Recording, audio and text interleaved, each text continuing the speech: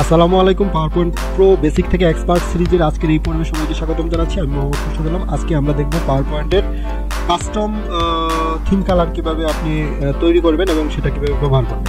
তো চলেন শুরু করা যাক আজকের ভিডিও।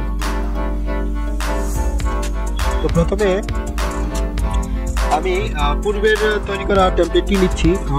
গত পর্বে বা তার আগের পর্বে যে টেমপ্লেটটি তৈরি করা ছিল সেই টেমপ্লেটটি নিচ্ছি আমি। তো এখন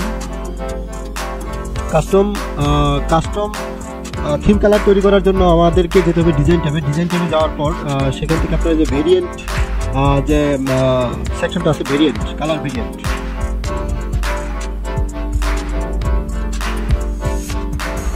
এই কালার ভেরিয়েন্টে আপনারা দেখবেন যে কালার অপশনের আন্ডারে আপনার বিভিন্ন ধরনের colour building colour colour palette তৈরি করা আছে।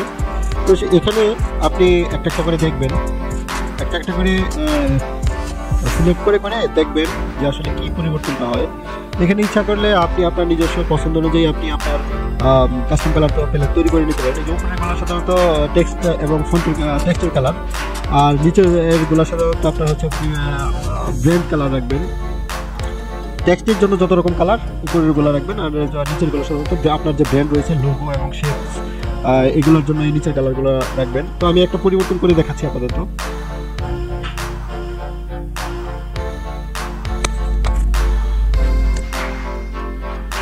আমার তৈরি করা কালার প্যালেটটি অ্যাপ্লাই হয়ে গেছে। এই যে দেখেন কাস্টম 1, এখানে চাইলে নাম দেওয়া যাবে। এই যে এখন যদি আমি দেখাই, এই যে এই কালারটা এখানে যে কালারগুলো সাজেস্ট করতেছে এই কালারগুলো মূলত এই কালার প্যালেটে ছিল, যার জন্য এটাই সাজেস্ট করতেছে। আমি আবার দেখাচ্ছি।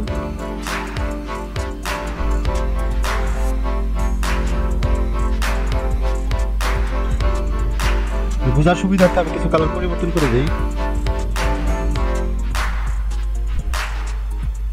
আপনাদের মন মতো আপনারা এখানে কালার সিলেক্ট করে নেবেন। আপনাদের প্রেজেন্টেশনে যে ধরনের আপনি কালার ইউজ করতে চান বা আপনার কোম্পানি বা আপনার প্রতিষ্ঠানের যে কালারগুলো রয়েছে ব্র্যান্ডেড কালার, ওগুলো আপনারা সিলেক্ট করে নেবেন এখানে করে, তারপর আপনার প্যালেট তৈরি করে নেবেন।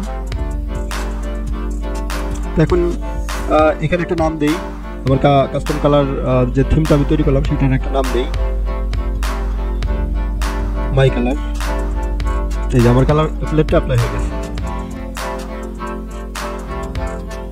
আমি যেই ধরনের কালারগুলো সিলেক্ট করছি ঠিক ওই ধরনের কালারগুলো এখানে চলে আসছে কালার প্যালেটে।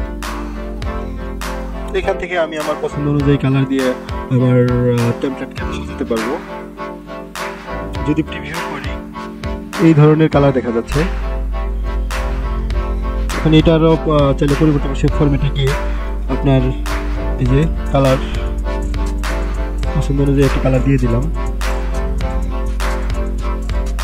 আসলে যে পূর্বেই বলেছি আপনার বিশেষ করে পাওয়ার পয়েন্টে কালার ম্যাচিং এবং ফন্ট সিলেকশন, তারপরে হচ্ছে আপনার অ্যালাইনমেন্ট, এগুলো যদি ঠিকঠাক থাকে তাহলে আপনার প্রেজেন্টেশন আরও অনেক আকর্ষণীয় হয়ে উঠবে।